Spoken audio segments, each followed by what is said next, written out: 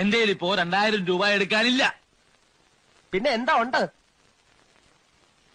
നുള്ളിപ്പെറുക്കി അവർ 500 രൂപ കാണും. എന്റെ പട്ടിക്ക് വേണം. മര്യാദക്ക് 2000 രൂപ എന്റെ കയ്യിൽ എണ്ണി തന്നില്ലെങ്കിൽ അതിന്റെ പ്രത്യാഘാതകം.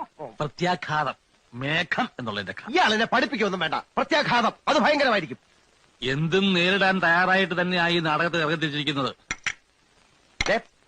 ഒരുമാതിരി പല തന്തയ്ക്ക് പറഞ്ഞ പരിപാടി എന്റെ അടുത്ത് കാണിക്കരുത്. തൽക്കാലം പല തന്തയുണ്ടെന്ന് വിചാരിച്ചേക്കാം. ഞാൻ പോവാന്ന്. അതെ, കുറച്ച് പതുക്കെ പറഞ്ഞാലും കേൾക്കാം. പിന്നെന്താ ഞെട്ടാത്തത്? സാധാരണ ഇത്ര നിസ്സാര കാര്യങ്ങൾക്ക് ഞാൻ ഞെട്ടാറില്ല. ഓഹോ, പിന്നെ ഞാനങ്ങനെ വെറുതെ പോകുന്നൊന്നും വിചാരിക്കണ്ട. ഈ വിവരം മുഴുവൻ ആ മൂപ്പിലാനെ കണ്ട് ധരിപ്പിച്ചിട്ടാ ഞാൻ പോവും. ഒരു ചാൻസ് കൂടെ തരാം. 250 എങ്കിൽ 250 ഉറപ്പിക്കുന്നോ? രണ്ടുപേരോടും കൂടെ ചോദിക്കുന്നത്. എടോ, തനിക്ക് നാണമില്ലേടോ?